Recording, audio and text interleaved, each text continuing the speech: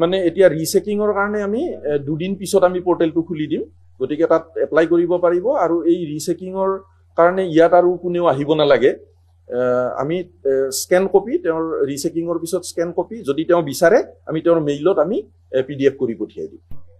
ওজৰ আপত্তি ৰিচেকিঙতে থাকে, বেলেগ আৰু নাথাকে। যে কোনোবাই হয়তো ভাবিব পাৰে যে মই ইমানখিনি নম্বৰ পাব লাগিছিল, মই কম পালোঁ, গতিকে তাত আমি পৰ্টেল এটা দুদিন পিছতে আমি খুলি দিম। তেতিয়া পৰ্টেলত তেওঁলোকে এপ্লাই কৰিব পাৰিব। এপ্লাই কৰিলে আমাৰ এটা ব্যৱস্থা আছে। আমি ৰিচেকিঙৰ ক্ষেত্ৰত সদায় দুটা বস্তু চাওঁ। প্ৰথম কথা হ'ল যে তেওঁৰ টোটেলিঙত প্ৰথম এক্সামিনাৰ যিজনে চাইছিলে তেওঁ টোটেল কৰোঁতে কিবা ভুল কৰিছে নেকি, সেইটো আমাৰ শিক্ষকে পিছৰ চাম এক্সামিনাৰে চাই দিয়ে। আৰু দ্বিতীয়তে আগৰজনে শিক্ষকে যদি ইভালুৱেট কৰোঁতে কিবা প্ৰশ্নৰ উত্তৰ তেওঁ এক্সামিন নকৰাকৈ এৰি থৈ গ'ল, সেইটো এক্সামিন কৰে। কিন্তু আগতে কৰাজন ৰিইভালুৱেট নকৰে। গতিকে এই দুটা হেৰি কৰাৰ পিছত আমি আকৌ কপিটো স্কেন কৰি তেওঁক আমি মেইলত দি দিম। মানে উপলব্ধ নহয়, এইটো বেলেগ পৰ্টেল হ'ব। আমাৰ ৱেবছাইটত তাৰ লিংক থাকিব।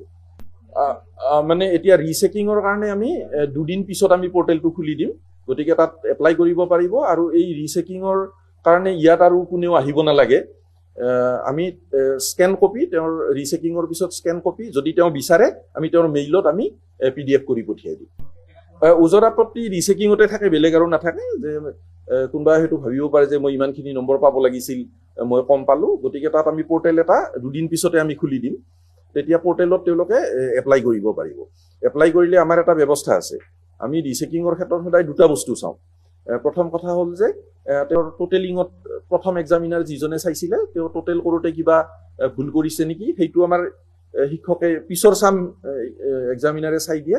আৰু দ্বিতীয়তে আগৰজনে শিক্ষকে যদি ইভালুৱেট কৰোঁতে কিবা প্ৰশ্নৰ উত্তৰ তেওঁ এক্সামিন নকৰাকৈ এৰি থৈ গ'ল, সেইটো এক্সামিন কৰে।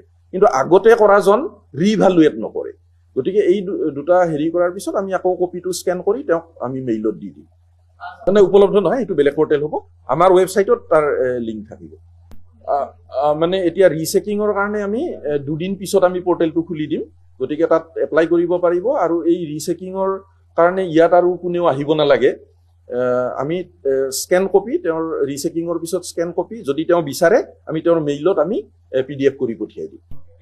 ওজৰ আপত্তি ৰিচেকিঙতে থাকে, বেলেগ আৰু নাথাকে। যে কোনোবাই হয়তো ভাবিব পাৰে যে মই ইমানখিনি নম্বৰ পাব লাগিছিল, মই কম পালোঁ, গতিকে তাত আমি পৰ্টেল এটা দুদিন পিছতে আমি খুলি দিম। তেতিয়া পৰ্টেলত তেওঁলোকে এপ্লাই কৰিব পাৰিব। এপ্লাই কৰিলে আমাৰ এটা ব্যৱস্থা আছে। আমি ৰিচেকিঙৰ ক্ষেত্ৰত সদায় দুটা বস্তু চাওঁ। প্ৰথম কথা হ'ল যে তেওঁৰ টোটেলিঙত প্ৰথম এক্সামিনাৰ যিজনে চাইছিলে তেওঁ টোটেল কৰোঁতে কিবা ভুল কৰিছে নেকি, সেইটো আমাৰ শিক্ষকে পিছৰ চাম এক্সামিনাৰে চাই দিয়ে।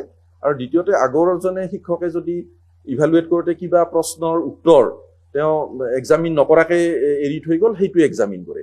কিন্তু আগতে কৰাজন ৰিইভালুৱেট নকৰে। গতিকে এই দুটা হেৰি কৰাৰ পিছত আমি আকৌ কপিটো স্কেন কৰি তেওঁক আমি মেইলত দি দিম। মানে উপলব্ধ নহয়, এইটো বেলেগ পৰ্টেল হ'ব। আমাৰ ৱেবছাইটত তাৰ লিংক থাকিব।